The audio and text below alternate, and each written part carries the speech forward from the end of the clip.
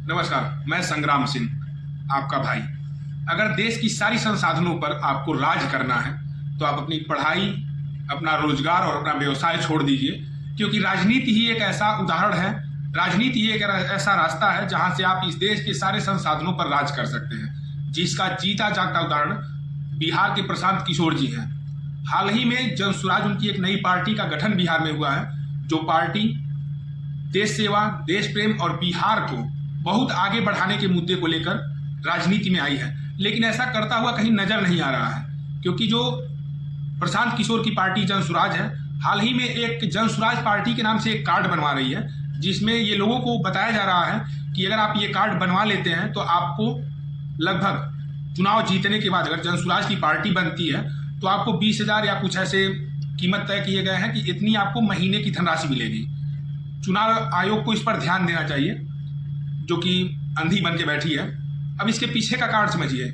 बिहार में लगभग 12 करोड़ जनसंख्या है, और 12 करोड़ जनसंख्या कोई छोटी मोटी जनसंख्या नहीं है। बहुत से ऐसे देश हैं जिनकी पूरी जनसंख्या इतनी नहीं है।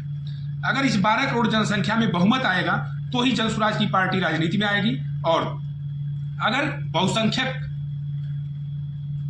लोग अगर जन स्वराज पार्टी का कार्ड बनवाते हैं तो 20-20 रुपए का चार्ज उनको देना होता है, और तकरीबन अगर 5 करोड़ लोग भी अगर जन स्वराज पार्टी का ये कार्ड बनवाते हैं 20 रुपए के हिसाब से, औसतन ये 100 करोड़ रुपए होंगे। आपको क्या लगता है कि राजनीति में आने से पहले जो पार्टी आपसे 100 करोड़ रुपए इकट्ठा कर ले रही है, वो राजनीति में आने के बाद से क्या करेगी?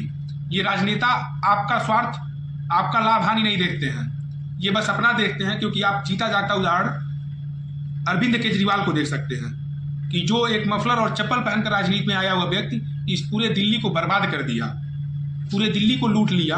इसके बाद की बात जानिए।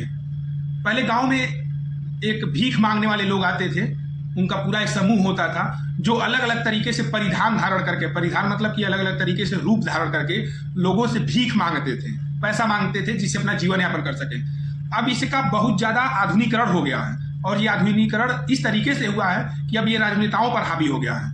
अब कैसे हावी हुआ है इसको थोड़ा सा समझिएगा कि अब कुछ राजनेता ऐसे हैं जो धर्म का चोला पहन के हिंदू के दरवाजे पर गए तो उनके आराध्य की पूजा करते हैं, मुस्लिम के दरवाजे पर गए तो टोपी सर पर लगा लेते हैं, किसी सिख, बौद्ध, जैन धर्म के लोगों के पास गए तो उनके धर्म के अनुसार रूप धारण कर लेते हैं। लेकिन बात यह है कि जो बहरूपिया गांव में आता था वो बस अपने रोजी रोटी के लिए भीख मांगता था, और ये जो बहरूपिया राजनेता बनकर आपके दरवाजे पर आते हैं ये पूरा देश लूटने की मंशा से आपके दरवाजे पर आते हैं।